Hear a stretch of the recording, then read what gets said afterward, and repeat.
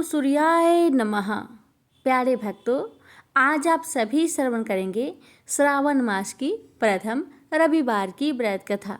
रविवार का व्रत करने और कथा सुनने से सूर्य भगवान की कृपा से भक्तों के सभी मनोकामना पूर्ण हो जाते हैं।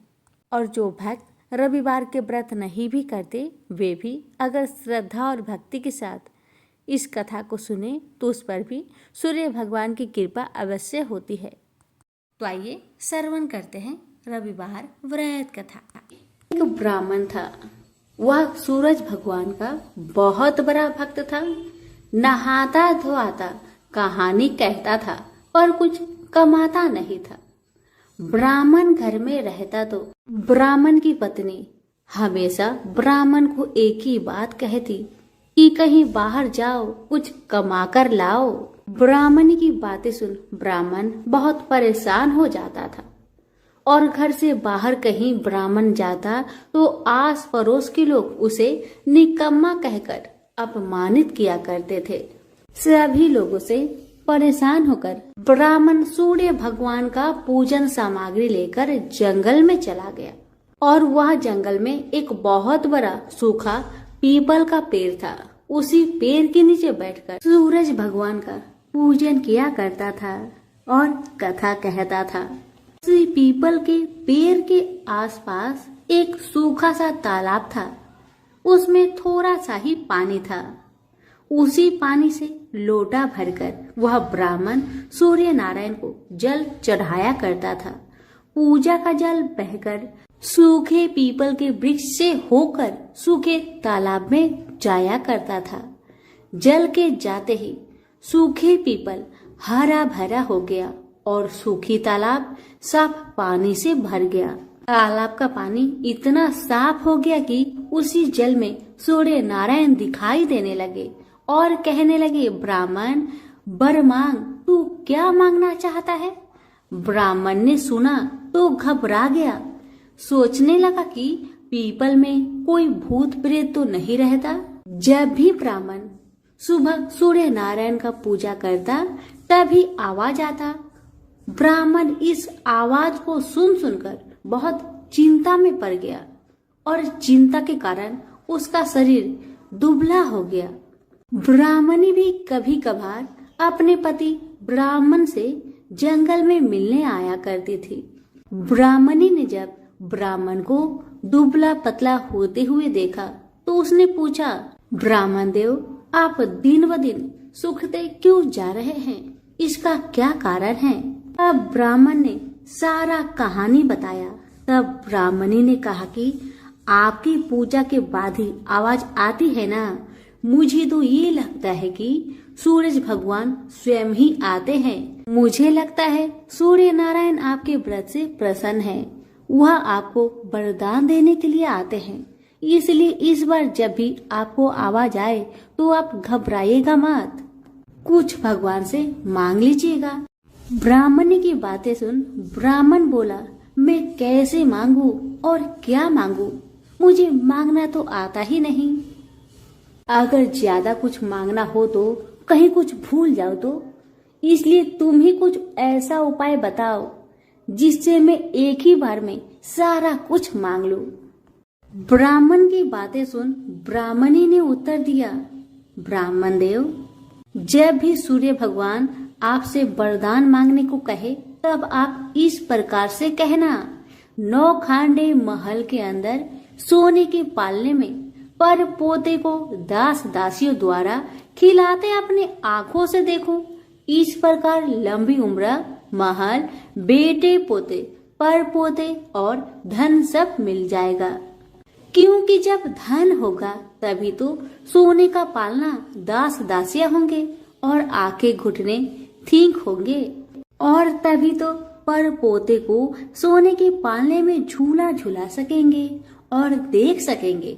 दूसरे दिन पूजा के बाद जैसे ही आवाज आया तो ब्राह्मण ने वैसा ही किया जैसे ब्राह्मणी ने समझाया था। ब्राह्मण ने हाथ जोड़कर सूर्य भगवान से प्रार्थना किया, हे सूर्य नारायण, अगर आप मेरे पूजा से प्रसन्न है तो मुझे वर दीजिए कि 9 खांडे महल के अंदर सोने के पालने में पर पोते को दास दासिया द्वारा खिलाते अपनी आंखों से देखो। ब्राह्मण के बातें सुन सूरज भगवान ने कहा, देखने में तो ब्राह्मण सीधा साधा भोला भाला लगता है, पर एक ही बार में सब मांग लिया। सूरज भगवान ने कहा, जा तेरी इच्छा पूरी हो, जो तुमने मांगा तुम्हें अवश्य मिलेगी। ब्राह्मण जंगल से घर आया तो देखा कि उसकी टूटी हुई झोपड़ी की जगह एक नौखंडा महल खड़ा है। दास दासी आ और जा रहे थे। ब्राह्मण ने उनसे कहा, यहाँ मेरी झोपड़ी और बूढ़ी ब्राह्मणी रहती थी, वो कहाँ गई, क्या तुम्हें पता है? इतने में ही उस नौखंडे महल के दरवाजे से एक सुंदर औरत गहनों और सुंदर कपड़ों से सजी हुई बाहर आई और ब्राह्मण से बोली, आ जाइए, अपना ही घर है। ये सब तो सूर्य नारायण का चमत्कार है, उन्होंने आपकी मनोकामना को पूर्ण कर दिया है। ब्राह्मण की बातें सुन ब्राह्मण ने कहा, हम इतने सारे धन का क्या करेंगे? ब्राह्मणी ने कहा, क्या नहीं हो सकता है, धन से क्या नहीं हो सकता है, दान पुण्य यज्ञ होम करेंगे। फिर ब्राह्मण ने वैसा ही किया जैसे ब्राह्मणी ने बताया था। अब सब राजा की जगह ब्राह्मण का गुणगान करने लगे। राजा ने ये सब सुनकर ब्राह्मण को बुलवाया और पूछा, कल तक तो आपको खाना भी नहीं मिलता था, आज ऐसा चमत्कार, इतना सारा धन दौलत आपके पास कहाँ से आया? कहीं चोरी करी है या फिर डाका डाला है? ब्राह्मण ने कहा, ये सब तो सूर्य नारायण की कृपा है, और अपनी सारी कहानी राजा को बता दिया कि जंगल में ब्राह्मण के साथ क्या क्या हुआ और कैसे उसने सूर्य नारायण से वरदान मांगा। ब्राह्मण की बातें सुन राजा ने कहा, मेरे पुत्र नहीं है तो मुझे क्या करना चाहिए?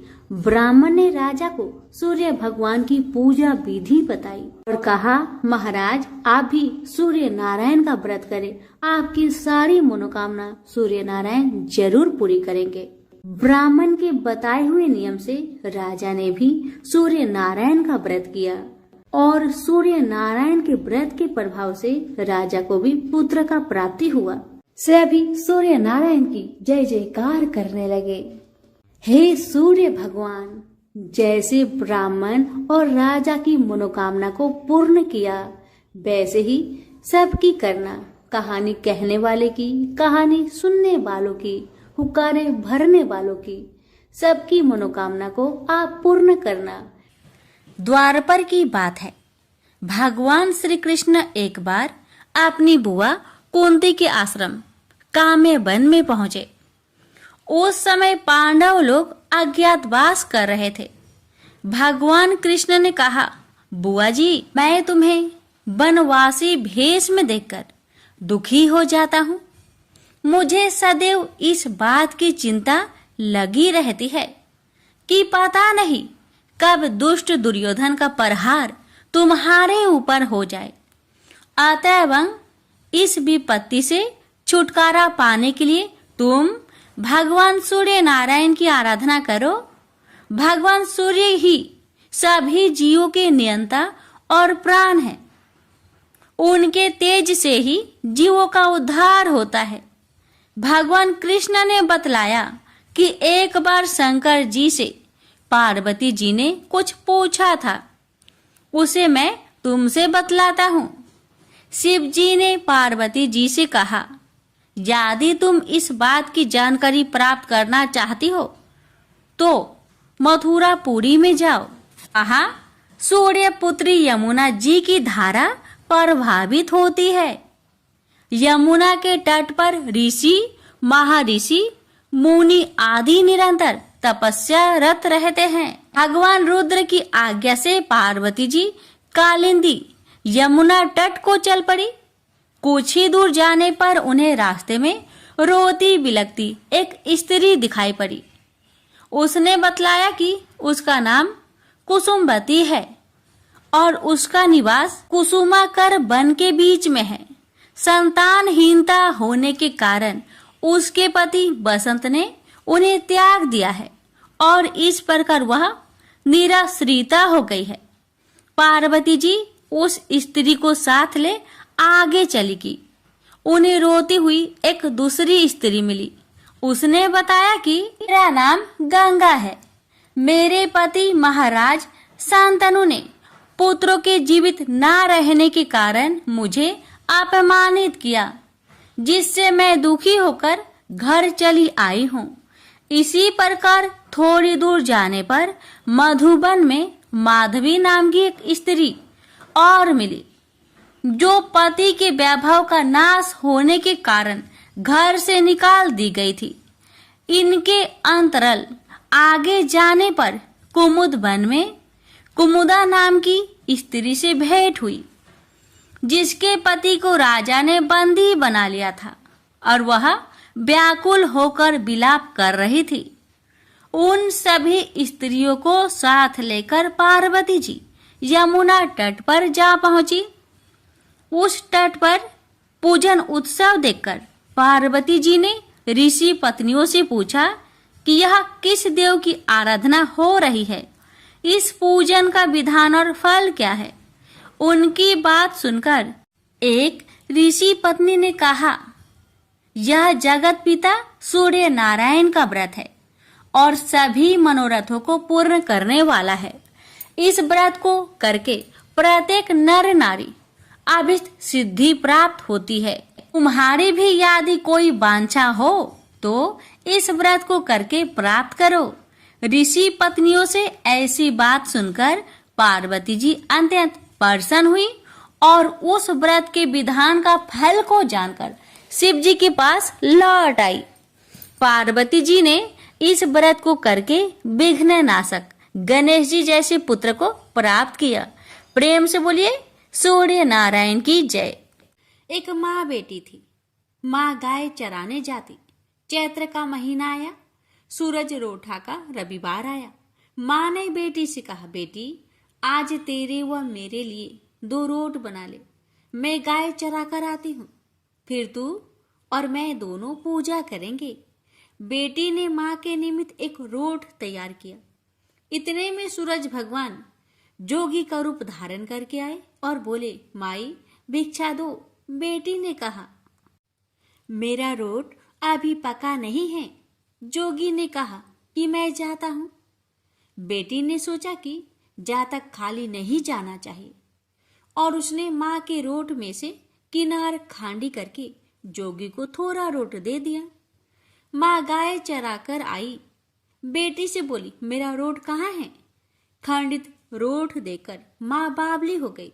वो घी रोठो दे, रोठा माइली कौरो दे कहती नगरी में घूमने लगी। बेटी डर के मारे पीपल के झाड़ पर बैठ गई। 3-4 दिन निकले। बेटी भूखी प्यासी बैठी रही। सूरज भगवान को उस पर दया आई।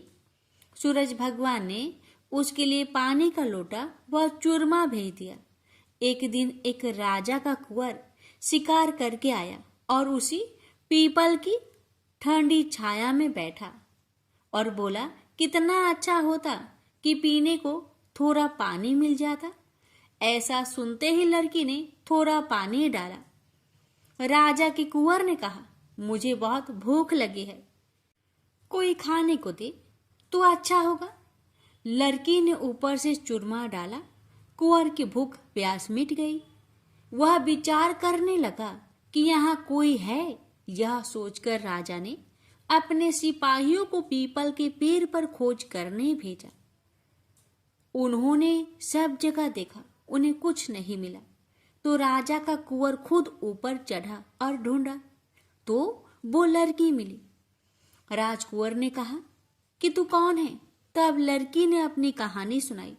राजा के कुंवर ने कहा, मेरे साथ शादी करोगी?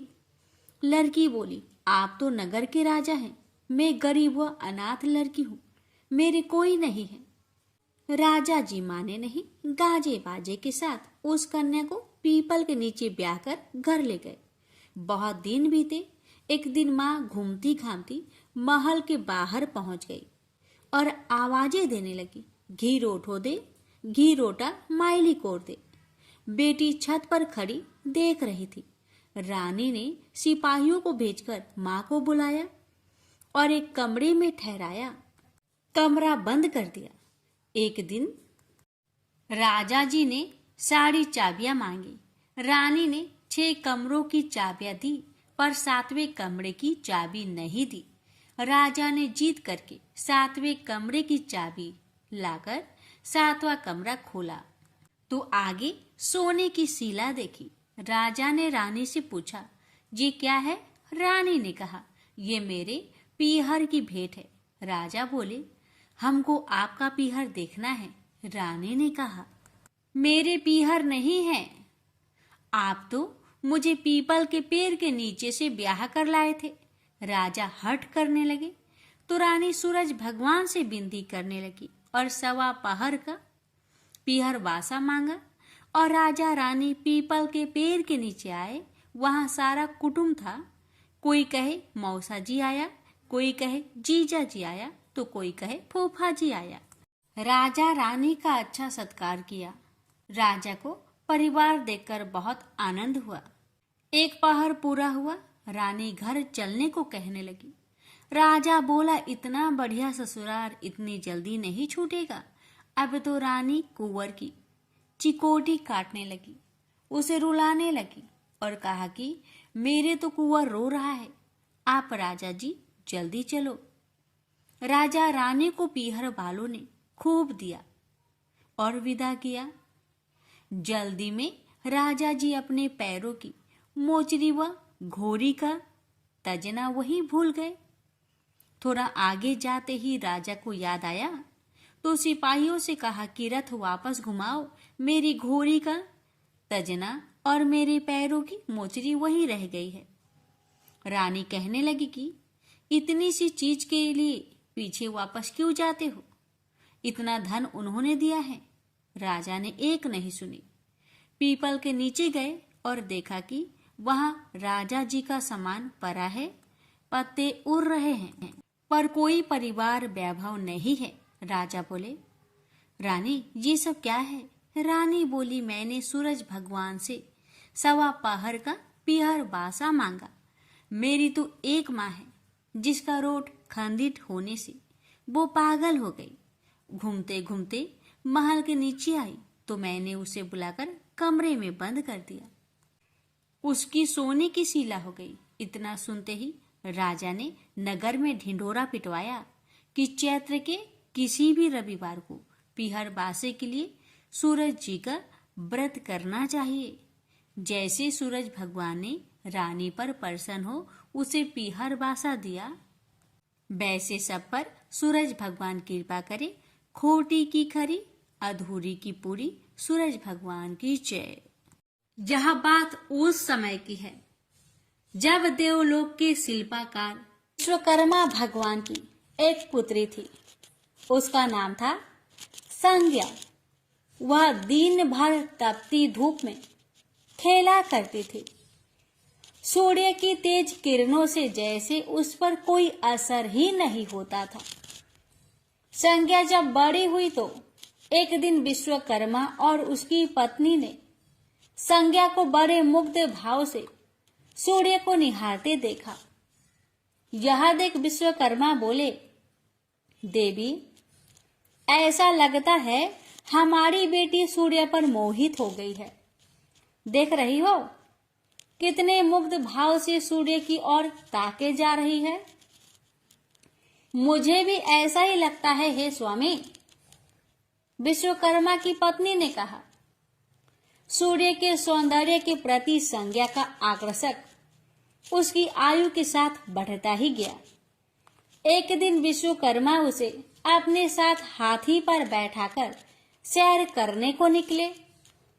अपनी पुत्री को सूर्य की ओर निहारते देख उन्होंने पूछ लिया, बेटी, अब तुम छोटी नहीं रही। मैं सोचता हूं जल्दी ही तुम्हारा ब्याह कर दूं। बताओ बेटी, बताओ, किस देव को तुम चाहती हो? बताओ।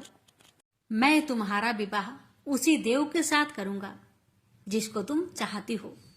बेटी कहने लगी, पिताजी, आकाश में सूर्य से बढ़कर कोई तेजस्वी नहीं है। संज्ञा की बात सुनकर विश्वकर्मा ने कहा, बेटी ठीक है, हम तुम्हारा शादी सूर्य से ही करा देते हैं। अब विश्वकर्मा अपनी पुत्री को लेकर सूर्य के पास पहुंच गए। उन्होंने अपनी पुत्री की इच्छा सूर्य देव को बताई तो सूर्य देव ने उनका प्रस्ताव सहर्ष स्वीकार कर लिया और बोले, आपकी पुत्री मेरे साथ विवाह करना चाहती है, यह मेरे लिए सौभाग्य की बात है, पर अपनी बेटी से पूछ तो लीजिए कि वह मेरा ताप सहन कर पाएगी या नहीं। विश्वकर्मा ने संज्ञा को एक और ले गए और पूछा, बेटी सूर्यदेव का उत्तर तुमने सुन लिया, अब बताओ तुम उनका ताप सहन कर लोगी? हर ऋतु का ताप उनका अलग अलग होता है, अब तुम बताओ क्या सह पाओगी? संज्ञा ने कहा, पिताजी हाँ मैं सह पाऊंगी। अब विश्वकर्मा ने कुछ ही दिन बाद संज्ञा का विवाह सूर्य देव के साथ करा दिए। संज्ञा सूर्य देव के साथ उनके लोक चली गई। अब तो संज्ञा सूर्य देव के साथ सुख पूर्वक रहने लगी। फिर उनके वहां एक पुत्र पैदा हुआ जिसका नाम रखा गया मनु। अनेक ऋषि मुनि बालक को आशीर्वाद देने आए। यह बालक ज्ञानियों में भी ज्ञानी होगा। ऋषियों ने भविष्यवाणी की, आशीर्वाद सच निकला। जब वह कुछ बड़ा हुआ तो ऋषि मुनियों से शिक्षा ग्रहण करने लगा। सूर्यदेव और संज्ञा को अपने बेटे पर बड़ा गर्व था। वे बहुत ही प्रेम से अपने बेटे का लालन पालन करते थे। अनाचार एक बार ग्रीष्म ऋतु में सूर्य की किरणें बहुत ही प्रखर हो गई। उनका तेज अपने चरम सीमा पर जा पहुंचा। संज्ञा की चमड़ी रसने लगी। सूर्यदेव ने उसे अपने पास बुलाया तो वह अपनी आंखों पर हाथ रखकर उनके पास पहुंची। सूर्यदेव बोले, संज्ञा मेरी ओर देखो, तुमने अपनी आंखें क्यों ढक ली? नेत्र खोलो और मेरी ओर देखो, मैं तुम्हारा पति हूँ। संज्ञा बोली, स्वामी आपके ताप से मेरी आंखें खुल नहीं पा रही है। संज्ञा की बात सुन सूर्यदेव ने कहा, इसका अर्थ तो ये हुआ कि तुम मुझे अपने से दूर कर रही हो। विवाह के पूर्व मैंने तुमसे पूछा भी था कि क्या मेरा ताप सहन कर पाओगी।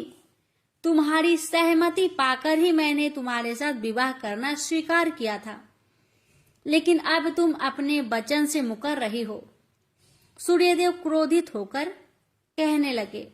संज्ञा बोली, हे स्वामी इसमें मेरा दोष नहीं, आपका ताप ही प्रखर है। यह सुन सूर्यदेव और भी कुपित हो उठे और बोले, सुनो संज्ञा, प्राणवान वस्तुओं को जीवित रखने वाला मैं ही हूँ, परंतु तुमने मेरी ओर से आंखें बंद कर ली, अतः तुम्हारे गर्भ से जो बालक उत्पन्न होगा वह यम होगा। यम अर्थात मृत्यु का देवता। संज्ञा वहां से भाग जाना चाहती थी, लेकिन बच्चों का मोह उसे विवश किए हुए था। संज्ञा की एक सहचरी थी, उसका नाम था छाया, जो हूबहू संज्ञा की ही प्रतिलिपि थी। उसने इस विषय में छाया की मदद लेने का निश्चय किया।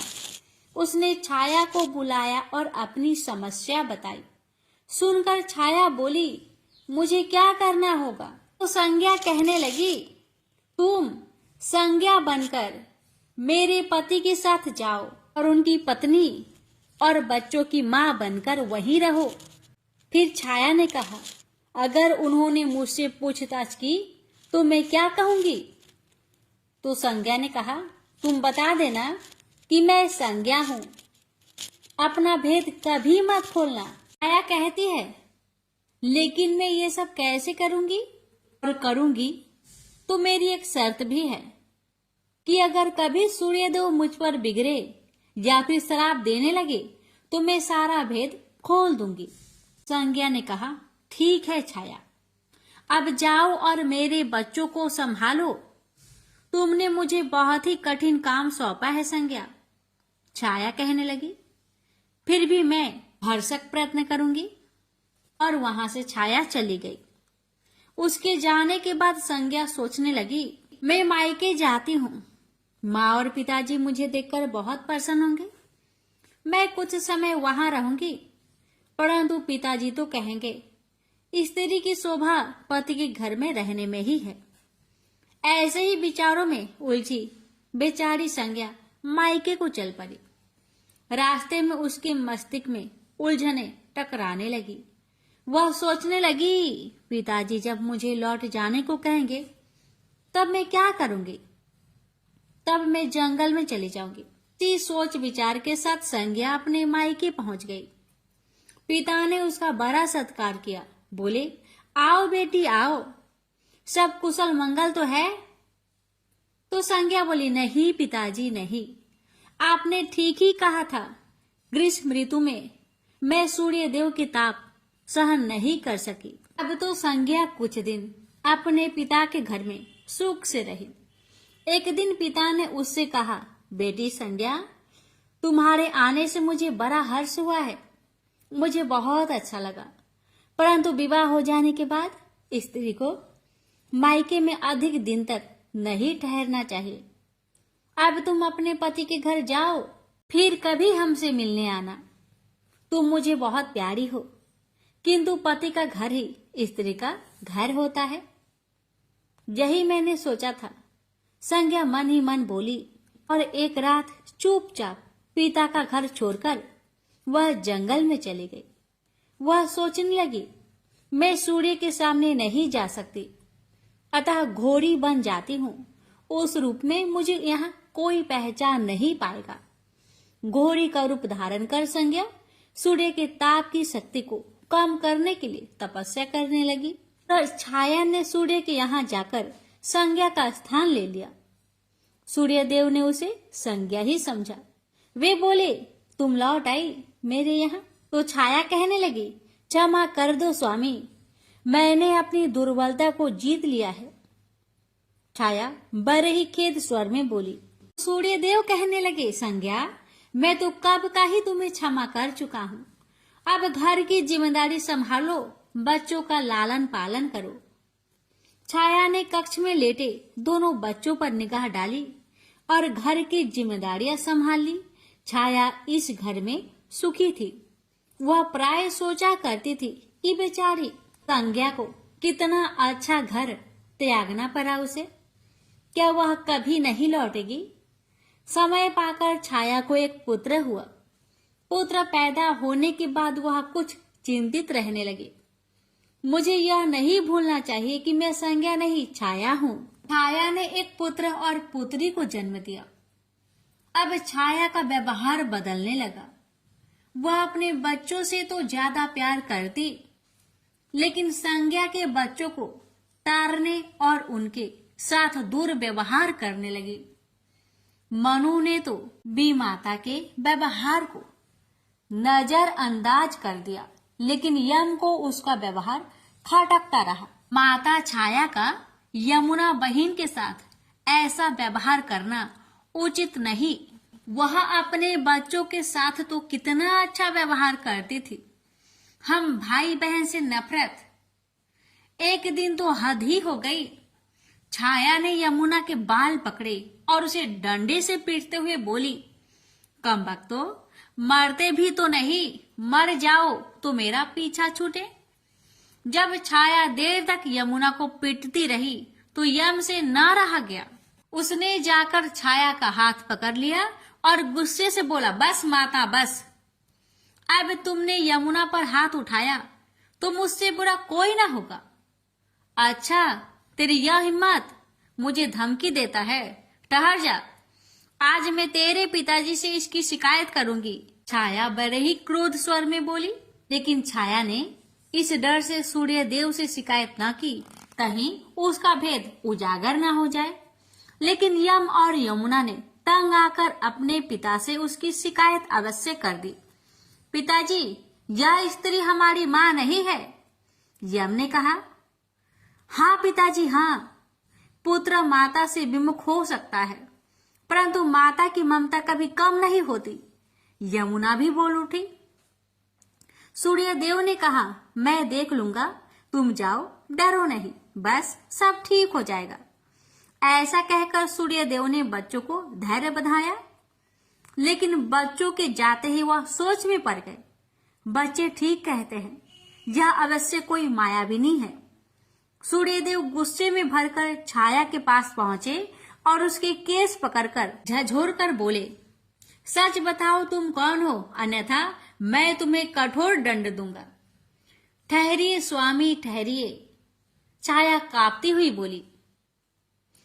स्वामी, मैं संज्ञा की छाया हूं। वह आपकी देखभाल का भार किसी को सौंपे बिना नहीं जाना चाहती थी, इसलिए उसने मुझे आपके पास भेज दिया है। सूर्यदेव ने कहा, संज्ञा कहाँ गई है? तो छाया ने बताया, अपने पिता के यहाँ। अब तो सूर्यदेव सीधे विश्वकर्मा के पास पहुंचे और उनसे पूछा कि संज्ञा कहाँ है? तो विश्वकर्मा जी ने कहा, वह तुम्हारे तेज से बचने के लिए यहाँ आई थी। विश्वकर्मा की बातें सुन सूर्यदेव ने कहा, तो आप मेरा तेज को घटा दीजिए, फिर उसे खोजने के लिए चलते हैं। विश्वकर्मा ने सूर्यदेव के तेज का 8वां भाग को छाट दिया, जिससे उनका तेज घट गया। फिर वे संज्ञा को खोजने निकले। उन्होंने राहगीरों से पूछताछ की, तुमने इधर कोई घोड़ी को देखा है क्या? हाँ, एक बिलछन घोड़ी को हमने नदी के पास विचरण करते हुए देखा है, राहगीरों ने बताया। उसमें बिलछन की क्या बात है? वह घोड़ी मानवी भाषा भी बोलती है। देव, अब तो यह अवश्य ही संज्ञा होगी, सूर्यदेव बोले। सूर्य घोड़ी के निकट पहुंचे और कहा, संज्ञा, मैं सूर्य हूँ, तुम्हारा पति। अब यह घोड़ी का रूप त्याग दो। जब तक मेरी मनोकामना पूरी न होगी, मैं यह घोड़ी का रूप नहीं त्यागूंगी। घोड़ी बनी संज्ञा ने उत्तर दिया, तुम्हारी मनोकामना तो पूरी भी हो गई, सूर्यदेव ने कहा। फिर विश्वकर्मा बोलने लगे, बेटी, सूर्यदेव ठीक कहते हैं, मैंने इनके तेज का 8वां भाग को काट दिया है। पिता से अवशासन पाकर संज्ञा ने अपना घोड़ी वाला रूप त्याग दिया और अपने स्वाभाविक रूप में आ गई। वह हर्ष से अपने पिता से लिपट गई और फूट फूट कर रोने लगी। फिर उसने झुककर सूर्यदेव के पांव छुए और पूछा, स्वामी, हमारे बच्चे तो सकुशल है ना? सूर्यदेव ने कहा, हाँ, दोनों बच्चे ठीक है। मनु, यम और यमुना को अब फिर से मां मिल जाएगी। सूर्यदेव ने मुस्कुराकर कहा, मैं अब कभी भी अपना घर त्याग कर नहीं जाऊंगी। संज्ञा ने सूर्यदेव को वचन दिया और साथ में संज्ञा बोली, स्वामी, आप छाया को क्षमा कर देना और अपने साथ ही रखना। दोनों का मिलन देखकर विश्वकर्मा ने भी अपना आशीर्वाद प्रदान किया। जाओ और सदा सुख शांति से रहो। सूर्यदेव और संज्ञा सूर्यलोक पहुंचे और छाया और बच्चे के साथ आनंद पूर्वक रहने लगे। तो प्रेम से बोलिए, सूर्य नारायण की जय। अटपट नगरी का एक गरीब ब्राह्मण लकड़ियों और घास के लिए हर रोज जंगल में जाया करता था। एक दिन उसने वहां वन देवियों को सूरज भगवान की पूजा करते हुए देखा। सूर्य नारायण के आह्वान का उनका अनुष्ठान अनूठा था। ब्राह्मण ने साहस जुटाकर उनसे पूछा कि ये क्या कर रहे हैं आप लोग? तब उन्होंने उत्तर दिया, यह सूर्य नारायण का अनुष्ठान है। ब्राह्मण ने कहा, मुझे भी इसकी विधि बताइए। तब वन देवियों ने कहा, नहीं, यह बहुत शक्तिशाली अनुष्ठान है। यदि हम तुम्हें सिखा देंगे तो संभवतः तुम अहंकारी हो जाओगे और इसे विधि पूर्वक न करोगे। ब्राह्मण ने वचन दिया, नहीं नहीं, मैं ऐसा बिल्कुल नहीं करूंगा। मैं विनम्रता पूर्वक संपूर्ण विधि का भली भांति पालन करूंगा। तब वन देवियों ने कहा, उसे अनुष्ठान की विधि समझाई कि रविवार को चंदन सार से सूर्य नारायण का चित्र बनाकर उसे पुष्प और फल अर्पित करे। उसके बाद 6 महीने तक हर रविवार को वह ऐसा ही करे। फिर उसके अगले 6 महीने गरीबों को दान करे। ब्राह्मण घर गया और रविवार से अनुष्ठान प्रारंभ कर दिया। उसके अनुष्ठान से सूरज भगवान बहुत प्रसन्न हुए। धन धान्य से ब्राह्मण का घर भर गया। उसे बहुत प्रसिद्धि प्राप्त हुई। एक दिन रानी ने उसे बुलवाया। राजमहल में जाते समय भय से उसकी टांगे कांप रही थी। रानी ने उसे बैठने को आसन दिया और सहृदयता से कहने लगी, डरने की कोई बात नहीं है। हमने आपको इसलिए बुलाया है कि हम चाहते हैं आप अपनी बेटियां हमें दे दे। ब्राह्मण सिसकते हुए कहा, मेरी बेटियां बहुत तंगी में बड़ी हुई है।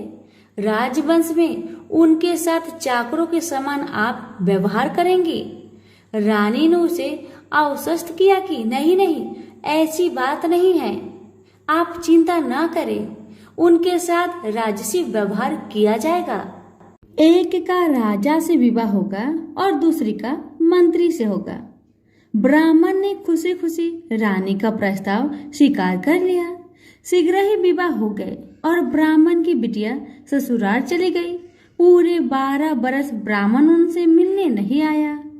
वह अपने काम और काज में और अनुष्ठान में व्यस्त रहता था। तथा 12 बरस बाद उसने बेटियों से मिलने की सोची। पहले वह बड़ी बेटी के पास गया। बड़ी बेटी राजा से ब्याही थी। बेटी ने पिता को रत्न जड़ित चौकी पर बिठाया। सुगंधित जल से उनके हाथ पैर धुलवाए और मिठाई परोसी। ब्राह्मण ने कहा, जलपान से पहले तुम मेरी कथा सुनोगी? पर बेटी ने कहा, नहीं बाबा, आज मुझे अवकाश नहीं। महाराज अखेट के लिए प्रस्थान करने वाले हैं। मुझे उनके खाने की व्यवस्था करनी होगी। ब्राह्मण को उसका व्यवहार बहुत अशिष्ट लगा। वह क्रोध होकर वहां से चल पड़ा। ब्राह्मण वहां से छोटी बेटी के पास गया जो कि मंत्री से ब्याही गई थी। बेटी पिता को देखकर बहुत प्रसन्न हुई। बेटी ने उसे नक्काशीदार चौकी पर बिठाया, सुगंधित जल से हाथ पांव धुलवाए और उनके खाने के लिए मिठाई लेकर आई। ब्राह्मण ने कहा, बेटी, जलपान से पहले तुम्हें मेरी कथा सुननी होगी। बेटी ने कहा, हाँ अवश्य बाबा, कथा सुनकर मुझे प्रसन्नता होगी। यह कहकर वह घर के भीतर जाकर 6 मोती लेकर आई। 3 मोती पिता के हाथ पर रखे और 3 अपने हाथ में रखे। यह कथा ब्राह्मण ने आज से पहले किसी को नहीं सुनाई थी। उसने बेटी को बताया कि कैसे वह वन देवियों से मिला और कैसे उन्होंने उसे सूर्य नारायण का अनुष्ठान पूजन विधि बताया।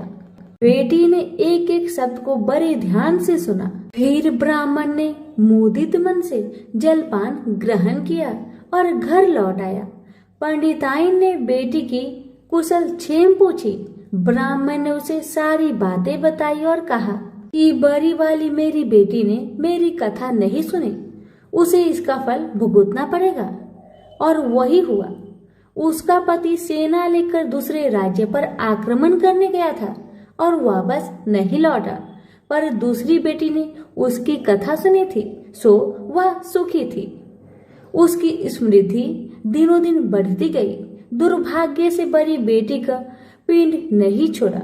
उसके लिए एक एक दिन काटना दूभर हो गया था। एक दिन उसने अपने बड़े बेटे से कहा, घर में कुछ नहीं है, अपनी मौसी के पास जाओ और कोई उपहार लेकर आओ। वह जो दे घर ले आना। अगले रविवार को राजकुमार मौसी के घर गया। वहां वह तालाब पर गया और स्नान करने आई औरतों से पूछा, तुम किसके यहाँ काम करती हो?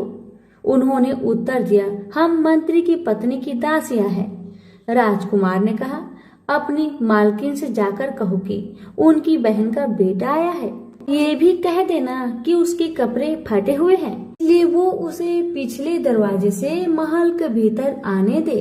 दासियां उसे पिछले दरवाजे से भीतर ले गई। मौसी ने उसके नहाने के लिए सुवासित जल रखवाया, पहनने को नए कपड़े दिए और राजसी भोज करवाया। उसने बेटे को मोहरों से भरा हुआ कद्दू दिया।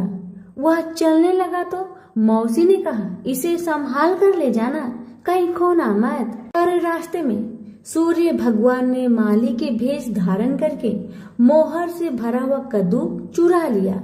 वह घर पहुंचा तो माँ ने उससे पूछा कि मौसी ने तुम्हें क्या दिया। राजकुमार ने खाली हाथ दिखाते हुए कहा, जो भाग्य ने दिया वह कर्म ने छीन लिया। मौसी ने जो दिया वह रास्ते में खो गया। अगले रविवार को रानी ने दूसरे बेटे को भेजा। वह भी शहर के तालाब पर गया और नहाने धोने आई औरतों से पूछा, तुम कहाँ काम करती हो? औरतों ने कहा, हम मंत्री की पत्नी की दासियां हैं। अपनी मालकिन से कहो कि उसकी बहन का बेटा आया है। और उसे भी पिछले दरवाजे से भीतर ले जाया गया। नहाने और नए कपड़े पहनने के बाद राजकुमार ने भोजन किया।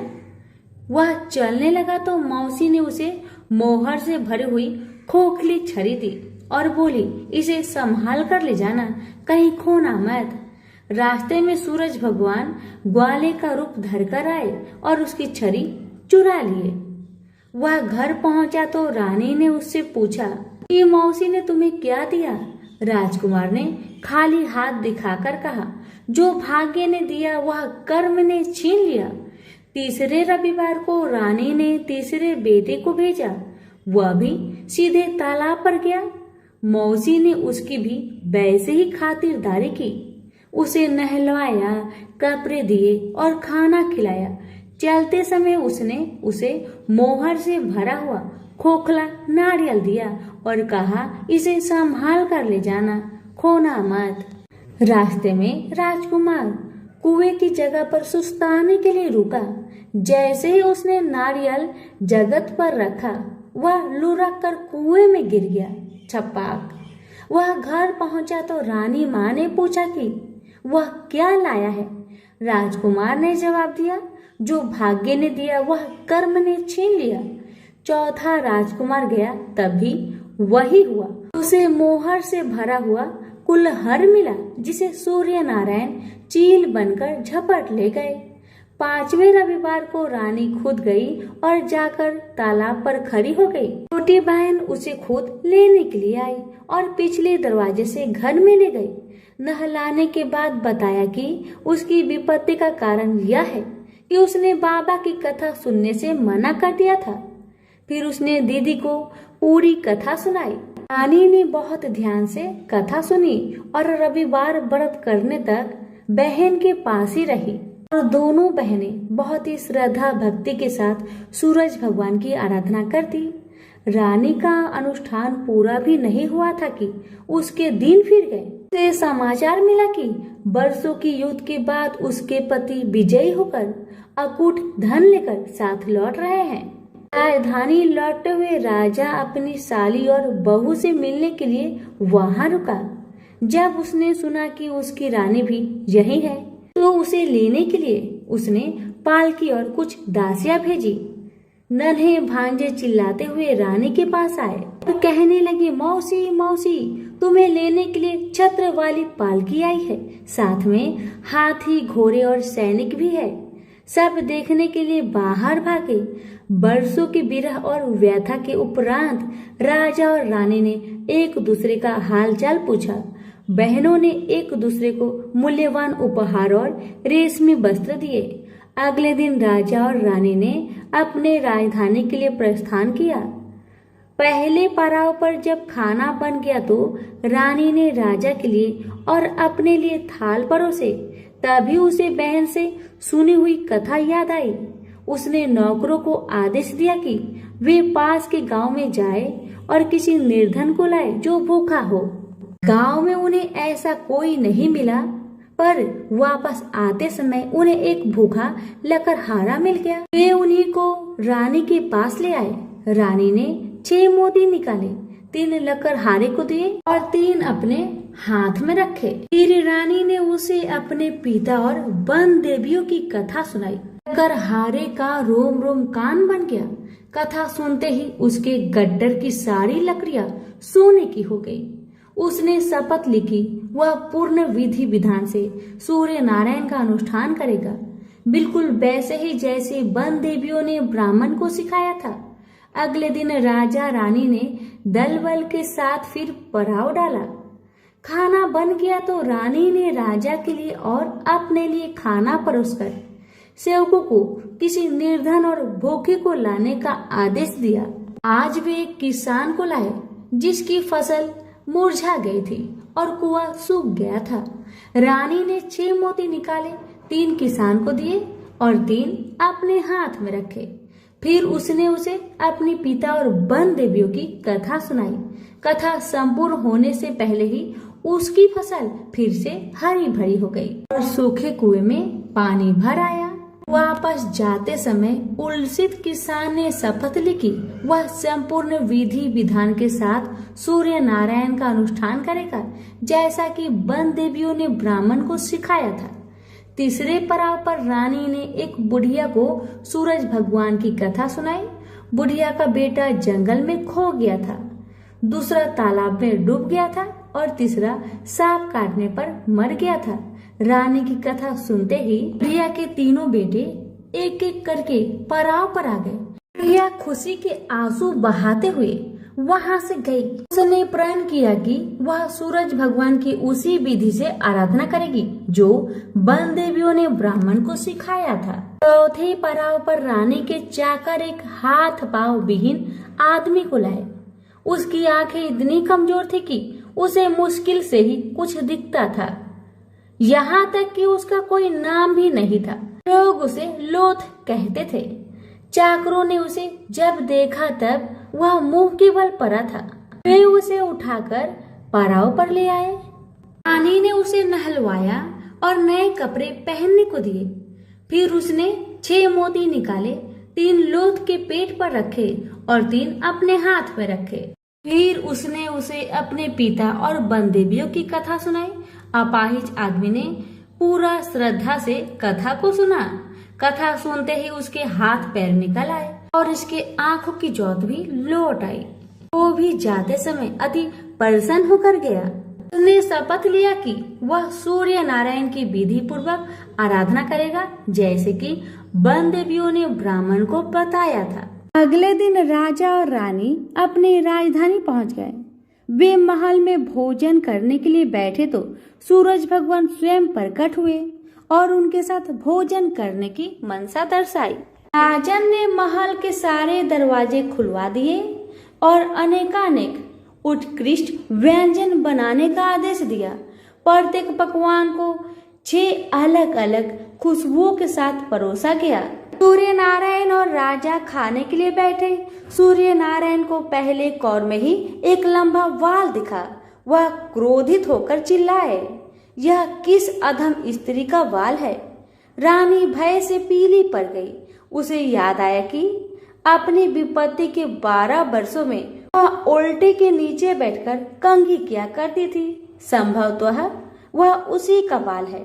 वह सूरज भगवान के पैरों में गिर पड़ी, पर सूरज भगवान ने उसे माफ नहीं किया। अंततः रानी ने मोटी मोटी कंबल ओढ़ी, उल्टी में से एक एक लकड़ी निकाली और उस लकड़ी और बाल को शहर के बाहर ले जाकर अपने बाएं कंधे के ऊपर से फेंका। तब कहीं सूर्य नारायण का क्रोध शांत हुआ और उन्होंने भोजन ग्रहण किया। ब्राह्मण, राजा, रानी, उनके बच्चे, मंत्री की पत्नी, लकड़हारा, किसान, बुढ़िया और वह आदमी जिसे लोथ कहा जाता था, सभी को सूर्य नारायण की अनुकंपा से लंबी आयु मिली। जब तक वो जिए सुख से जिए। तो सभी प्रेम से बोलिए सूर्य नारायण की जय। एक था राजा, एक थी रानी। उनके पास सिपाही, घोड़े, दास दासिया, धन दौलत सब कुछ था। सिर्फ उन्हें संतान नहीं थी। इसी कारण राजा रानी बहुत ही दुखी रहते थे। संतान प्राप्ति के लिए उन्होंने हर तरह का दान धर्म, धार्मिक अनुष्ठान, जप, मंत्र, व्रत, पूजा पाठ किए, लेकिन कोई फायदा नहीं हुआ। अब राजा रानी दोनों ही बुढ़ापे की ओर बढ़ते गए। बुढ़ापे की ओर जैसे ही बढ़ते गए वैसे ही दोनों गहन सोच में पड़ गए। ये सोचकर कि उनकी कोई संतान नहीं है तो फिर इतने बड़े राज्य का क्या होगा। कौन बनेगा इस राज्य का वारिस, कौन लेगा प्रजा की जिम्मेदारी। राजा रानी दिन रात इसी चिंता में रहने लगे। उन्हें तो अब खाना पीना भी अच्छी नहीं लगती। एक सुबह की बात है कि राजा के दरबार में एक साधु जी आए तो दासी रानी को इतला करती है। तब वह दासी से कहती है, यह मेरा अंतिम दान धर्म है, इसके बाद में अपने हाथों से कोई दान धर्म नहीं करूंगी। रानी चावल भरा छाछ हाथ में लेकर बाहर आती है और साधु की झोली में भिक्षा डालने के लिए आगे बढ़ती है तो उसके चेहरे पर छाई हुई चिंता साधु की दृष्टि में आती है। वह पूछते हैं, क्या बात है रानी साहिबा, क्या हुआ है, आप इतनी चिंतित और उदास क्यों है। तब रानी ने साधु महाराज को अपनी सारी व्यथा सुनाई और सिसकने लगती है।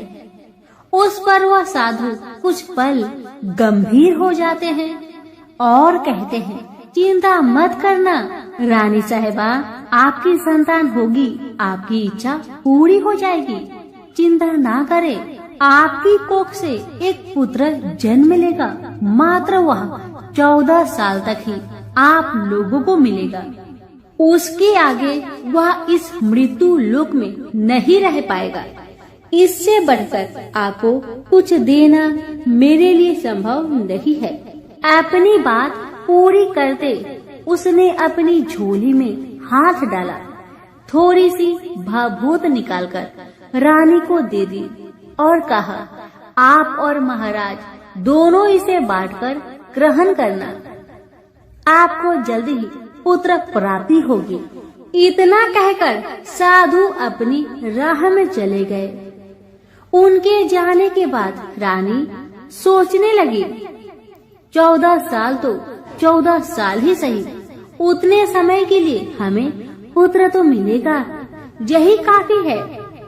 उतने साल तक मैं उसे जी जान से बड़ा करूंगी, उसे ढेर सारा लाड़ दुलार करूंगी, अपनी संतान की हर मुरादे को पूरी करूंगी। उस रात अपना सारा राजकाज खत्म करके राजा जब रानी के महल में गए तो रानी ने क्या किया कि राजा को सारी बात बताई जो साधु जी ने उन्हें बताया था। रानी ने साधु की दी भभूत राजा को दिखाकर बोली, साधु महाराज ने यह भभूत हम दोनों को ग्रहण करने को कहा है। राजा बोले, इतना दान धर्म किया, जब तब किया, कोई फल नहीं मिला, अब इस भभूत से हमें संतान प्राप्ति होगी, ऐसा है क्या।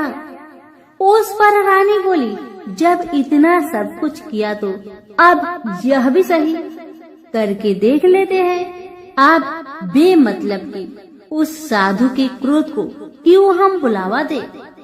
राजा को अब किसी पर विश्वास नहीं था, लेकिन पत्नी को दुख न पहुँचे इसलिए वह राजी हो गए। राजा राजी हो गया तो फिर क्या होता है कि राजा रानी दोनों नहाते धोआते हैं, फिर अपने अपने भगवान का स्मरण करते हैं, अपने पुरखों को स्मरण करते हैं और उस साधु महाराज का नाम स्मरण करके वह भभूत बांटकर दोनों खाते हैं। उसके बाद दोनों निश्चिंत होकर सो जाते हैं। तो कुछ दिन गुजर जाते हैं और साधु द्वारा कहे अनुसार रानी गर्भवती हो जाती है। उस पर राजा रानी दोनों की खुशी का गमन नहीं समाती। राजा रानी से बोला, महारानी सचमुच साधु महाराज की कृपा हो गई। समय बीतते गया, 9 महीना पूरा हो गया तो रानी ने एक सुंदर गोरे पुत्र को जन्म दिया। राजा ने बड़ी धूमधाम से पुत्र का नामकरण किया। सारे राज्य में 8 दिन तक अन्य सत्पर्ण रखा, उत्सव मनाया गया। अब पुत्र की कुंडली देखने के लिए राज्य के सबसे विद्वान पंडित जी को बुलाया। पंडित जी आते ही कुंडली देखकर बड़े चिंतित में पड़ गए और कहने लगे, महाराज, हमारा राजपुत्र सिर्फ 14 साल तक हमारे पास रहेगा। राजा को इस बात की भनक थी ही। रानी को भी साधु महाराज की बात याद थी। दोनों पति पत्नी चुपचाप रहते हैं।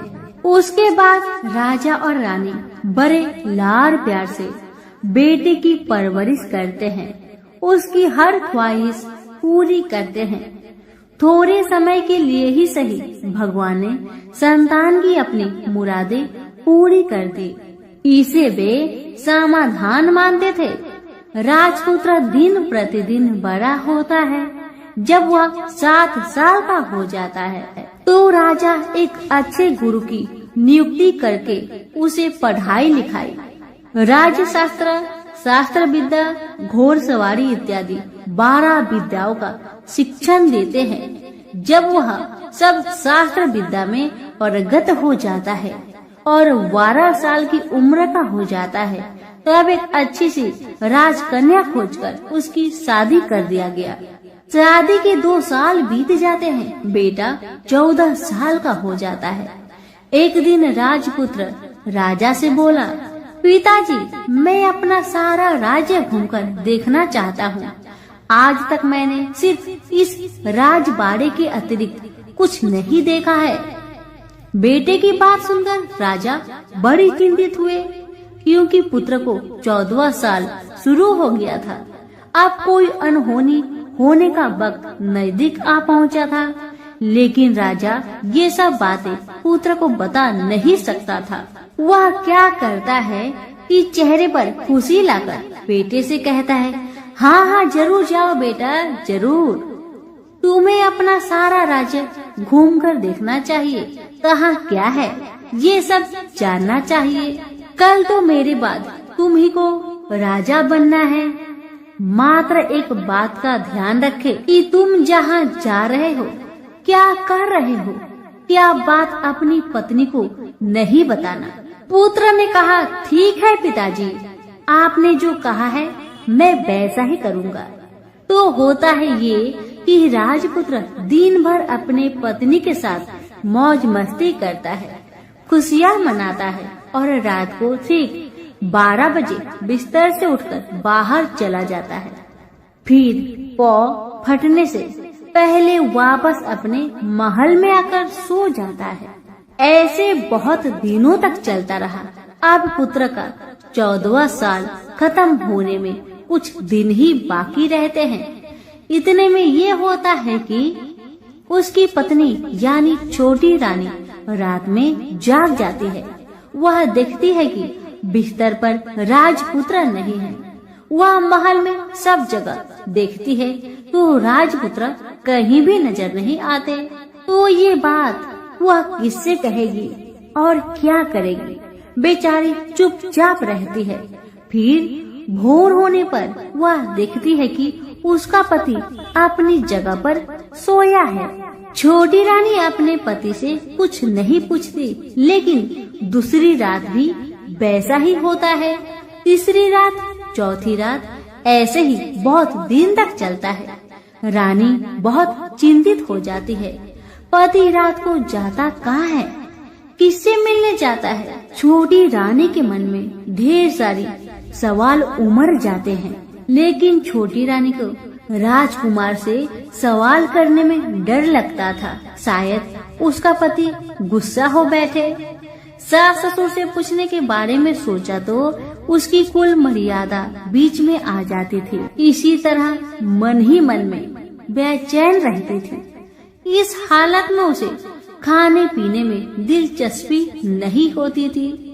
वह दुबली पतली हो जाती है। उसी राज्य में एक फूल बेचने वाली एक बूढ़ी मालिन रहा करती थी। वह हमेशा छोटी रानी को फूल देने उसके महल में आती थी। उस बुढ़िया का ध्यान छोटी रानी पर जाता है।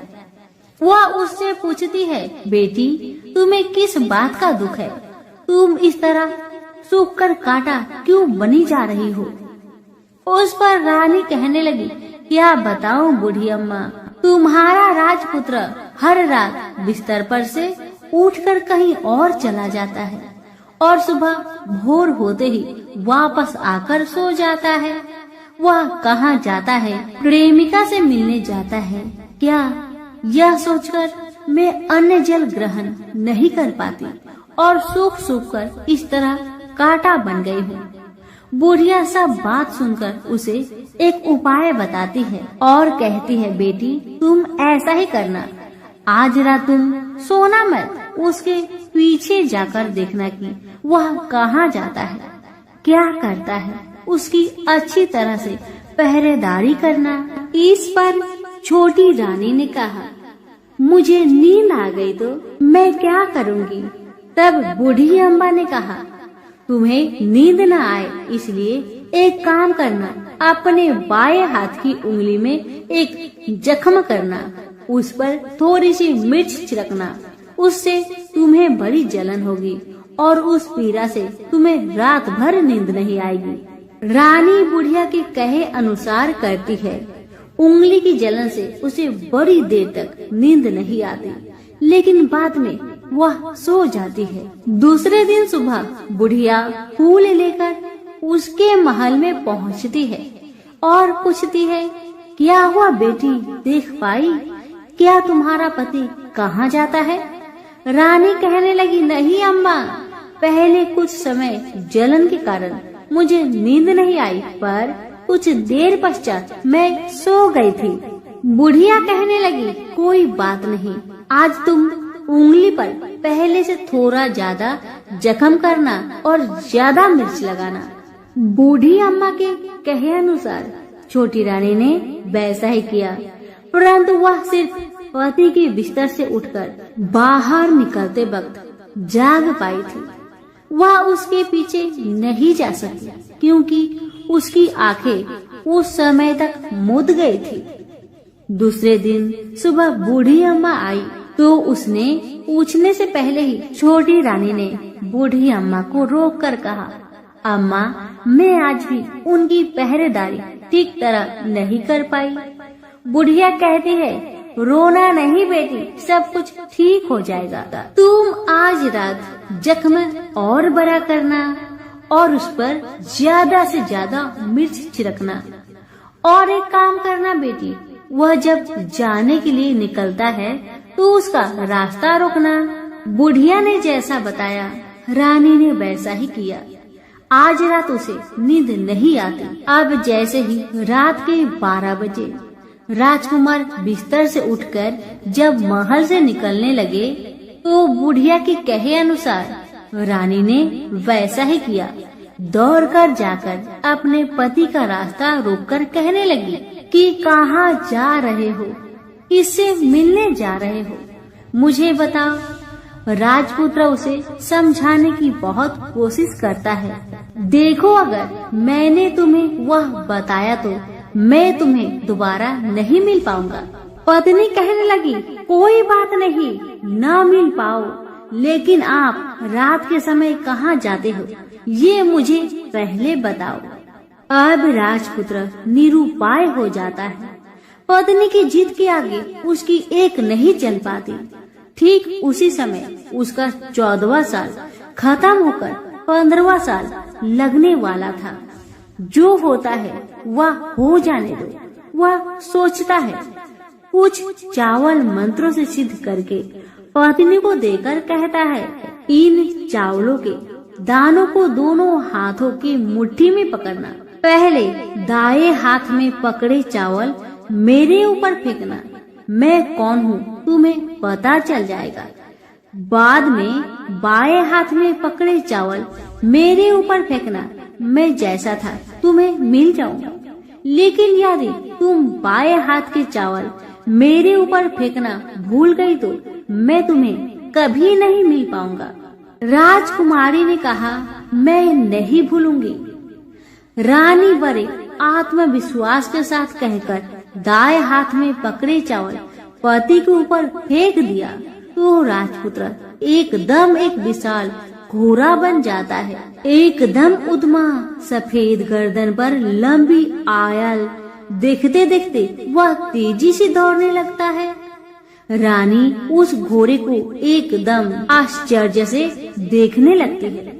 और पति ने बाएं हाथ के चावल फेंकने की जो बात कही थी वह भूल जाती है। उसकी आंखों के सामने घोड़ा महल से बाहर निकलकर चला गया। घोड़ा जो महल से बाहर गया तो वह वापस नहीं आया। अब रानी को बड़ा पश्चाताप हुआ। वह स्वयं को कोसने लगी, लेकिन अब कोई फायदा नहीं होने वाला था। राजपुत्र अब वापस नहीं आने वाला था। सुबह होते ही महाराजा महारानी को सब बात पता चली। उन्हें बहुत दुख हुआ।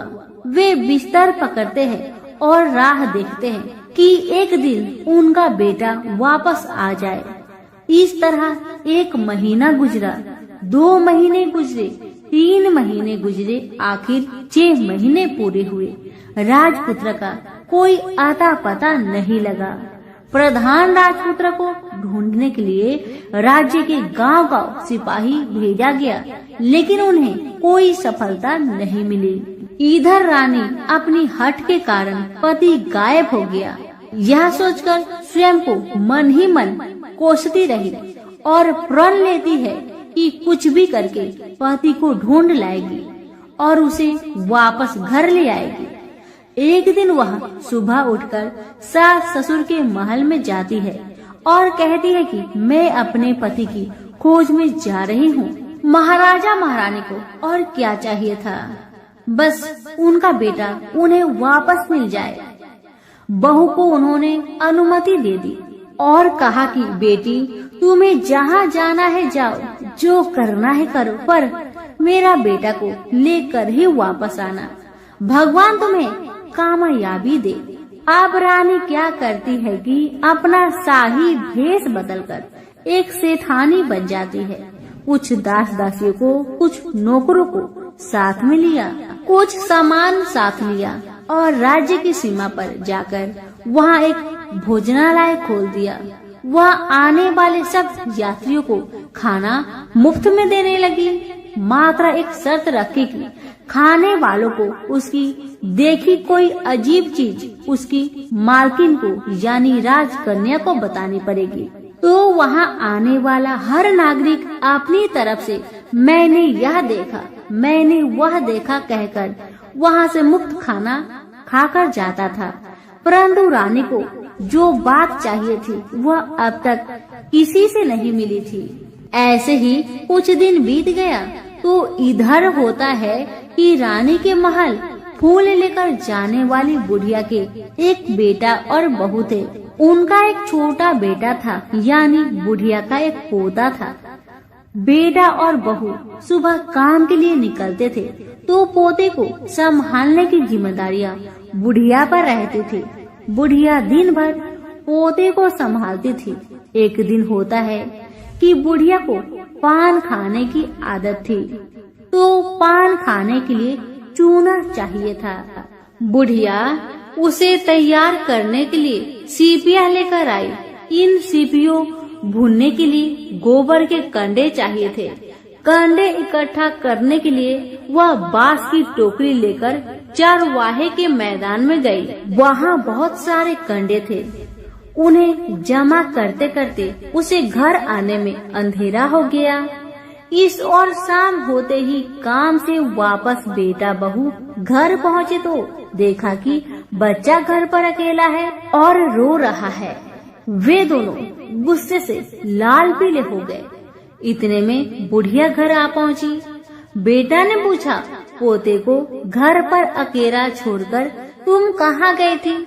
बुढ़िया बताने लगी कि मैं गोबर के कांडे इकट्ठा करने गई थी। इस पर बेटा बोला, दोबारा बच्चे को अकेला घर पर छोड़कर यदि कहीं गई तो मैं तुम्हें बहुत पीटूंगा। बुढ़िया कहने लगी, नहीं बेटा, फिर कभी ऐसा नहीं करूंगी। लेकिन दूसरे ही दिन बुढ़िया वह बात भूल गई और फिर चरवाहे के मैदान पर कंडे इकट्ठा करने चली गई। शाम को जब बेटा बहू काम से वापस लौटे तो देखते हैं कि बच्चा घर पर अकेला है और वह रो रहा है।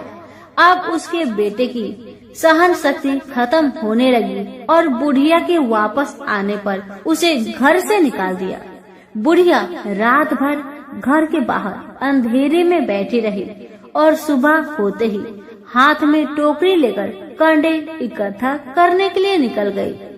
उस दिन उस पर कंडे इकट्ठा करने का मानो पागलपन सवार था। कंडे इकट्ठा करते करते जब अंधेरा छा गया उसे मालूम ही नहीं चला। उसे जब ध्यान आया तो गांव का रास्ता भी ठीक तरह से दिखाई नहीं दे रहा था। वह अंधेरे में आंखें फाड़कर देखती है, किसी तरह आगे निकल पड़ी। तो क्या होता है कि एक कपिला गाय छन छन की आवाज करते, गले की घंटी बजाते ठुमुक ठुमुक कर उस मैदान पर आ गई। उसे देखकर बुढ़िया सोचने लगी कि इस गाय के पीछे पीछे जाऊंगी तो गांव तक पहुंच जाऊंगी। तब बुढ़िया उसके पीछे पीछे जाने लगी। वह गाय क्या करती है कि उस मैदान से लेकर एक एक करके 6 मैदान पार करती है। आखिर में वह 7वें मैदान पर पहुंचती है। तो वहाँ क्या होता है कि उस मैदान पर एक बड़ा सा पत्थर है। गाय जाकर उस पत्थर को अपना सींग मारती है। सींग मारा तो वह पत्थर टूट गया और हट गया और पाताल में नीचे जाने की सीढ़ियां दिखाई देने लगी। तब वह गाय उन सीढ़ियों से नीचे जाने लगी। बुढ़िया वह सब देखती रही और झट जाकर गाय की पूंछ को पकड़ लिया। पूंछ पकड़कर वह गाय के साथ नीचे पाताल पहुंच गई। पाताल में पहुंचते ही तुरंत गाय की पूंछ छोड़ दी और इधर उधर देखने लगी। वहीं से बुढ़िया ने देखा कि पाताल में सब जगह जगमगाहट है, दिया दीप जलते हैं और तेज रोशनी गाय के ऊपर पड़ रही है और वहाँ अद्भुत घटनाएं घटने लगी। गाय के नीचे जाते ही उसके गले में अपने आप सांकल पड़ गई और छमछम करके कोई दूधाड़ी में गाय का दूध दोहने लगी। लेकिन जो भी कोई वह कर रहा है वह मात्र दिखाई नहीं दे रहा। बुढ़िया बहुत घबरा गई, कहाँ आकर फंस गई। वह सोचने लगी कि और यहाँ वहाँ छिपने के लिए जगह ढूंढने लगी, लेकिन उसे कहीं भी जगह नहीं मिली। हर जगह उजाला ही उजाला था। तो वह जो एक कोने में खड़ी रह गई और जो कुछ सामने हो रहा था उसे चुपचाप देख रही थी।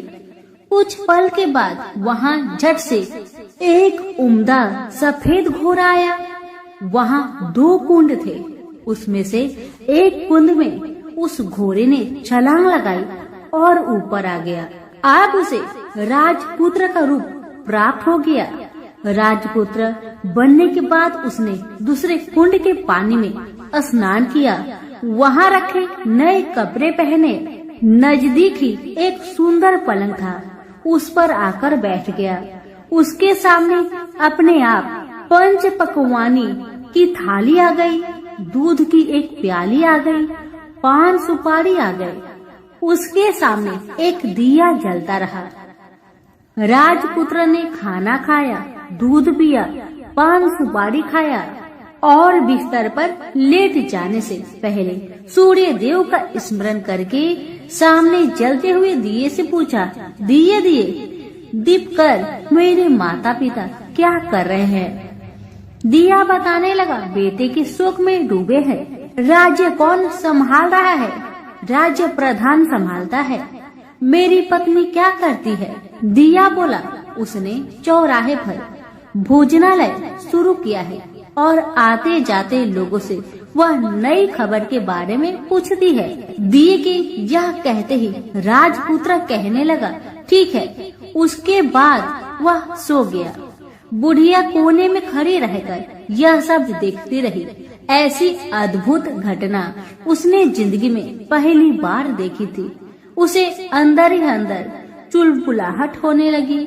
वह अपनी भूख प्यास भूल गई और आगे क्या होता है कि उसे उत्सुकता से देखने लगती है।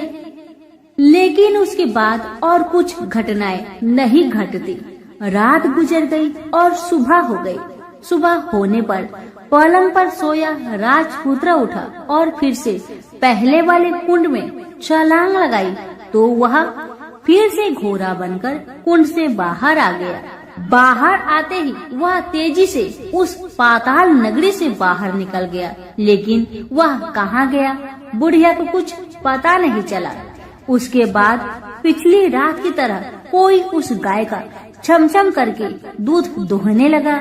जैसे ही दूध दुहाना खत्म हुआ, उसके गले की साकल अपने आप खुल गई और वह गाय तेजी से ऊपर जाने लगी, सीढ़ियाँ की ओर भागने लगी। गाय को दौड़ते देखकर बुढ़िया सोचने लगी, अब गाय के साथ यहाँ से ऊपर जाना ही समझदारी है, नहीं तो कोई मुसीबत आकर मेरे ऊपर टपक जाएगी। झट से उसने गाय की पूंछ पकड़ ली और गाय के साथ ऊपर आ गई। गाय जब ऊपर मैदान में पहुंची तो उस सुरंग का रास्ता अपने आप बंद हो गया और उसके मुंह पर एक बड़ा सा पत्थर पूर्ववत खड़ा हो गया। ऊपर आकर वह गाय जंगल की ओर निकल गई तो इधर बुढ़िया एकदम बावली सी हो गई। उसने पाताल नगरी में जो कुछ देखा वह जल्दी से जल्दी किसी को बताने के लिए उतावली हो उठी। उसे एकदम याद आया है कि नगर की सीमा पर कोई औरत भोजनालय चलाती है और नई बात बताने वालों को अच्छा खाना पीना मुफ्त में देती है। वह सोचने लगी कि क्यों न मैं यह बात उस औरत को जाकर बताऊं। यदि उसे यह बात पसंद आ गई तो बाकी जीवन खाने पीने की झंझट से मुक्ति मिलेगी। बुढ़िया ने मन में तय किया और तुरंत उस भोजनालय के द्वार पर टंगे नगाड़े के सामने खड़ी हो गई और जोर जोर से नगाड़ा बजाना शुरू किया। नगाड़े का इस तरह शोर सुनकर मालकिन यानी छोटी रानी मन से प्रसन्न हो जाती है कि शायद कोई बड़ी बात लेकर यहाँ आया है। रानी सिपाहियों को आदेश देती है, जाइए और जो कोई आया है उसकी अच्छी खातिरदारी कीजिए। आदेश पाते ही सिपाही नीचे दौड़ गए तो एक बुढ़िया नगाड़ा बजा रही है। उन्होंने पूछा, क्यों रे बुढ़िया, क्या हुआ, क्यों नगाड़ा बजा रही हो? बुढ़िया बोली, कुछ नहीं बेटा, यहाँ खाना मिलता है ना, इसलिए आई हूँ। बुढ़िया ने सिपाहियों से बोला, खाना मिलेगा? सिपाही बोले, हाँ मिलेगा, लेकिन तुझे कोई नई बात बतानी पड़ेगी। बुढ़िया बोली, हाँ बताऊंगी, एक बात मालूम है मुझे। इस पर सिपाही उसे अंदर लेकर आए। उनको मालकिन का आदेश था कि जो कोई बूढ़ा बुजुर्ग वहाँ आए उनके साथ अच्छी तरह पेश आना, उनका अच्छा आदर आतिथ्य करना। तो सिपाही ने इस बुढ़िया का भरपूर आदर आतिथ्य किया। उसे बड़ी सी थाली भरकर व्यंजन परोसते हैं। बुढ़िया कुछ दिनों से भूखी थी, वह खाने पर टूट पड़ी। खाना खाने के बाद सिपाही ने उसे नई साड़ी पहनने को दी। उसके बाद उसे लेकर रानी के पास आए। बुढ़िया और रानी ने तुरंत एक दूसरे को पहचान लिया। बुढ़िया बोली, बेटा तुम हो? और रानी बोली, बूढ़ी अम्मा आप है? बड़ी देर तक दोनों भली भांति की बातें करती रही। आखिर पुरवनी बुढ़िया से कहने लगी, अम्मा अब बताओ तुमने क्या बात नई देखी है? बुढ़िया बोली, मैंने कोई नई बात देखी नहीं है, वह तो मेरे पास तुम्हें देने के लिए खाने के लिए पैसे नहीं थे, इसलिए मैंने झूठ कहा और नगाड़ा बजाया। रानी ने कहा, अम्मा घबराना नहीं, मैं किसी को तुम्हारा नाम नहीं बताऊंगी। फिर भी बुढ़िया मैंने क्या देखा, कब देखा करके आनाकानी करने लगी। इस पर कुंवर रानी ने उससे कहा, देखो अम्मा, यदि तुमने मुझे वह नई बात बताई तो मैं जिंदगी भर तुम्हारी देखभाल करूंगी, तुम्हें रानी माता की तरह रखूंगी। अब बुढ़िया बताने को तैयार हो गई। उसने जो कुछ उस चर गवाहे वाले मैदान पर देखा था वह सब कुछ कुंवर रानी को बता दिया। बुढ़िया की वे बात सुनकर कुंवर रानी को यकीन हो गया कि वह राजपुत्र उसी का पति है। वह तुरंत बुढ़िया से कहने लगी, अम्मा मुझे उस जगह पर ले चलो। तब बुढ़िया बोली, नहीं बेटी, वह पाताल राज्य है, साफ है यदि किसी ने तुम्हें देख लिया तो तुम्हारी जान खतरे में पड़ सकती है। लेकिन रानी उसकी एक भी नहीं सुनती, उसे उस जगह ले जाने के लिए हठ करने लगी। आखिर में बुढ़िया ने उसका कहना मान लिया और कहने लगी, ठीक है, मैं तुम्हें वहाँ लेकर चलती हूँ, और आज नहीं कल वहाँ जाना है तो शाम को ही जाना होगा। तो दूसरे दिन दोपहर को रानी बुढ़िया के साथ उस मैदान पर गई और एक जगह छुपकर गाय की आने की राह देखने लगी। दिन ढलते ही अंधेरा घेरने लगा है और गाय हमेशा की तरह वहाँ आ गई। मैदान के उस कोने में जाकर उसने पत्थर पर सींग मारा तो झट से पत्थर हटकर वहाँ सुरंग में जाने का रास्ता खुल गया। गाय उस रास्ते से नीचे उतरने लगी तो बुढ़िया रानी से कहने लगी, जल्दी आगे बढ़ो बिटिया, हम गाय की पूंछ पकड़कर नीचे उतरेंगे। तो दोनों गाय की पूंछ पकड़कर नीचे उतर गई। बुढ़िया पहले जिस कोने में छिपी हुई थी उसी कोने में छिप गई। अब नीचे सब कुछ पहले जैसा घटित हो रहा था। गाय के गले में अपने आप साकल पड़ गई। कोई अदृश्य रूप से उसका दूध दोहने लगा। एक सफेद उद्मा घोड़ा ने आकर एक कुंड में छलांग लगाई तो राजपुत्र के रूप में ऊपर आया। वह राजपुत्र दूसरे कुंड में नहाने लगा। बाद में उसके सामने खाने की थाली आ गई, दूध की प्याली आ गई, पान बीड़ा आ गई। राजपुत्र सब ग्रहण करके सोने के लिए पलंग पर गया तो सोने से पहले सूर्य देव का स्मरण करके दिए से पूछने लगा, दिए दीपंकर, मेरे माता पिता क्या कर रहे हैं? तो दिया कुछ जवाब नहीं दिया, बल्कि वह बुझने लगा है। तब राजपुत्र को कुछ अघटित हुआ। इसका संदेह हो गया कि वह उदास हो गया और जो कुछ हुआ है वह हो जाने दो। ऐसा सोचकर सोने के लिए बिस्तर पर लेट गया। अब रानी का संयम छूट गया। वह दौड़कर पति के पास गई और उसके पैर पकड़ने के लिए आगे बढ़ने लगी। राजपुत्र तुरंत ही पत्नी को पहचान लिया। वह झट से पीछे हट गया और चिल्लाने लगा, नहीं नहीं, मुझे मत छूना, सर्वनाश हो जाएगा। रानी दोनों हाथ जोड़कर पति से अपनी भूल स्वीकार करने लगी। स्वामी, मुझसे भूल हो गई है। मुझे आपसे नहीं पूछना चाहिए था कि आप रात को कहाँ जाते हो। मैं अपनी भूल स्वीकार करती हूँ। मुझे मेरी भूल की सजा मिल गई है। अब आप घर चले। आपके वियोग में आपके माता पिता ने बिस्तर पकड़ लिया है। आपकी प्रजा भी बहुत दुखी है। उस पर राजपुत्र कहने लगा, वही तो, एक बार तुम गलती कर बैठी हो, अब दोबारा मत करना, नहीं तो आज मैं तुम्हें जो दिख रहा हूँ वह भी नहीं दिखूंगा। रानी अब विलाप करने लगी, जोर जोर से जमीन पर सिर पटकने लगी।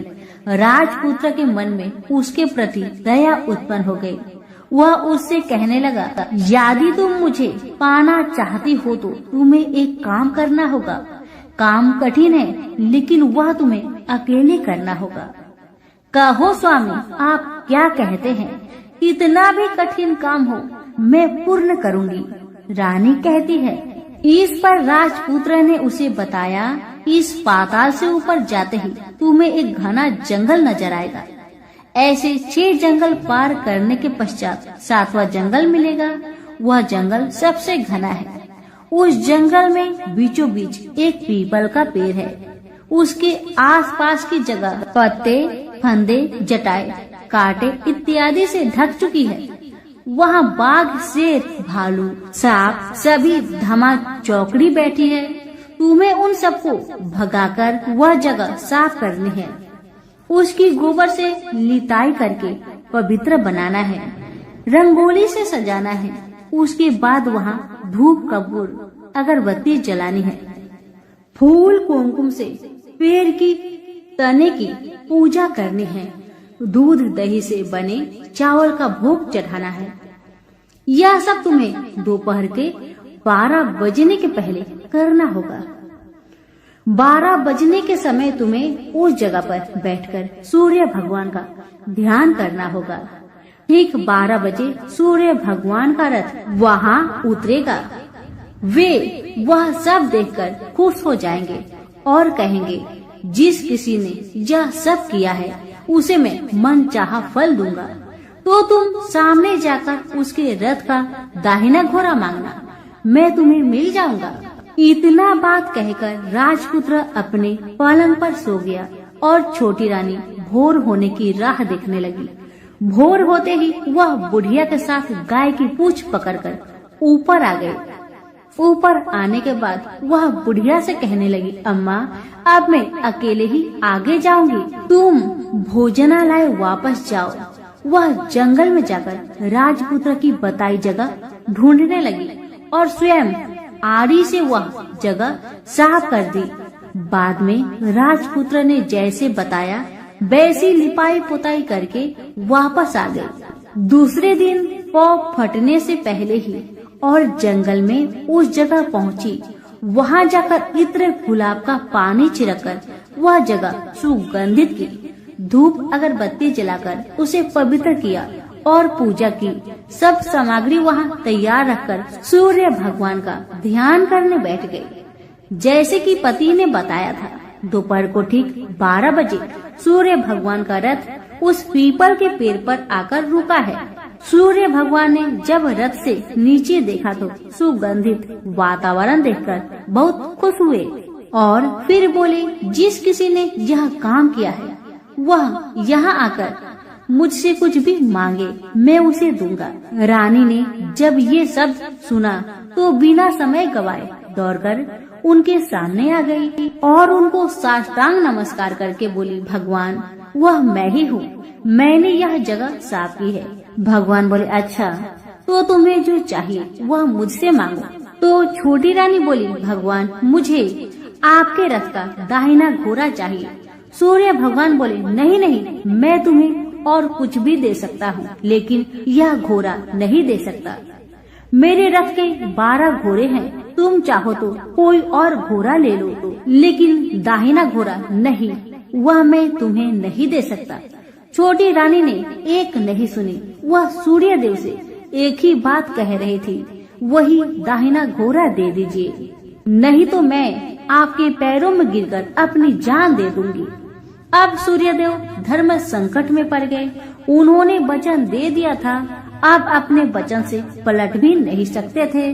भगवान ने कहा, ठीक है, दे दिया तुम्हें घोड़ा। सूर्यदेव ने कहा, फिर एक बात और भी कही, देखो मैंने तुम्हें घोड़ा तो दिया है, लेकिन वह तुम्हें यहाँ नहीं मिलेगा, तुम्हें उसे पाताल में जाकर लाना होगा। रानी बोली, पाताल में ही क्या भगवान, मैं उन्हें पाने के लिए कहीं भी जा सकती हूँ। रानी को वचन देकर सूर्यदेव अपने मार्ग से चले गए और इधर रानी जंगल से अपने भोजनालय में आ गई। फिर वह बुढ़िया को लेकर उस मैदान पर आ गई। जल्दी ही शाम हो गई। शाम होते ही वहाँ वह गाय आ गई और उसने सींग मारकर सुरंग का पत्थर हटाया तथा नीचे उतरने लगी। रानी और बुढ़िया जल्दी जल्दी उसकी पूंछ पकड़कर नीचे उतर गए। नीचे पाताल में सब घटनाएं पहले की तरह ही घटने लगी। घोड़े का एक कुंड में नहाकर राजपुत्र बन जाना, नहा धोकर पलंग पर जाकर बैठना, तो उसे खाने की थाली, दूध की प्याली आना, पान पीरा आना। लेकिन आज एक बात नई घटी। आज 2-2 थाली, 2-2 दूध की प्याली, 2-2 पान पीरे उसके सामने आए। वह कुछ नहीं बोला। अपने हिस्से की थाली खाकर, दूध पीकर और पान पीरा चबाकर वह सोने चला गया और हमेशा की तरह दिए से पूछने लगा, दिए दिए दीपंकर, मेरे माता पिता कैसे हैं? दिया बताने लगा, वे दोनों तुम्हारे शोक में मरने की स्थिति में पहुंच गए हैं। राजकुमार ने कहा, ऐसा? झट से उसकी आंखों से आंसू टपकने लगे। फिर वह पूछने लगा, दिए दिए दीपंकर, मेरा राज्य कौन चला रहा है? दिया बोला, तुम्हारा राज्य प्रधान चला रहा है और वह सब कुछ हड़प चुका है। वह प्रजा पर बहुत अत्याचार कर रहा है। सुनकर राजपुत्र को बहुत गुस्सा आया। वह गुस्से से अपनी मुट्ठी भींचने लगा। अब वह पूछने लगा, दिए दिए दीपंकर, मेरी पत्नी क्या कर रही है? अब दिया कुछ नहीं बोला, चुपचाप रहा। अब रानी का संयम जवाब दे गया। वह दौड़कर पति के गले लग गई। अब मैं तुम्हें मिल गया, राजपुत्र कहने लगा। सच कहते हो, अब आप फिर से घोड़ा तो नहीं बनोगे ना? पत्नी ने कहा। पति ने कहा, नहीं, दोबारा घोड़ा नहीं बनूंगा मैं। तुमने जो इतने सारे कष्ट उठाए हैं मुझे पाने के लिए, इसलिए सूर्य देव ने मुझे सदा के लिए घोड़े के जन्म से मुक्त कर दिया है। राजपुत्र ने बड़े प्यार से कहा और उसे गले लगाया। उसके आंसू पोंछे। कुछ देर पश्चात भोर हो गई तो गाय की श्रृंखला टूटकर वह ऊपर फूलों पर जाने लगी। रानी, राजपुत्र और बुढ़िया उसकी पूंछ पकड़कर ऊपर आ गए। ऊपर आने पर वे सीधे भोजनालय में पहुँचे। वहाँ का सब सामान लोगों में बांट दिया और उसको ताला लगाकर अपने राज्य में लौट गए। राजपुत्र वापस आता और उसके तेवर देखकर प्रधान घबरा गया। राजपुत्र ने उसे बंदी बनाकर कैद खाने में डाल दिया और राज्य की बागडोर अपने हाथ में ले ली। उसके बाद वह अपने माता पिता को मिलने उनके महल में गया। तब राजपुत्र क्या देखता है कि उसके माता पिता उसके शोक में सिर्फ पंजर बने हुए हैं। पुत्र को वापस आया देखकर मरणासन राजा रानी की आंखों से टप टप आंसू बहने लगे। इन दोनों ने पुत्र को गले लगाया, उसे प्यार से सहलाया। इतना होने के बाद उनके सेहत में एकदम सुधार आने लगा। वे अब बिस्तर से उठकर बैठ गए। पुत्र को आशीष देने लगे। राजपुत्र के आने की खबर तुरंत राज्य भर में फैल गई। प्रजा खुशी से फूली नहीं समाई। प्रजाजन राजमहल के सामने इकट्ठे हो गए। राजपुत्र ने भी उन्हें दर्शन दिए और आज से उन्हें कोई दुख नहीं पहुंचाएगा, ऐसा वचन भी दिया। अब राजा अपने पुत्र का राज्य अभिषेक करके उसे सिंहासन पर बैठाता है और बहू को महारानी का दर्जा देता है और स्वयं अपनी पत्नी के साथ ईश्वर स्मरण करते हुए खुशी से दिन बिताता है। महाराज बना राजपुत्र अच्छी तरह से राज्य चलाने लगा और अपनी पत्नी के साथ सुख शांति से जीवन बिताने लगा। उस बुढ़िया को रानी ने अपने ही पास रख लिया। उसकी अच्छी तरह से देखभाल करने लगी। बुढ़िया और उसके बुढ़ापे के दिन खुशी से गुजरने लगे। तो प्रेम से बोलिए, सूर्य भगवान की जय हो।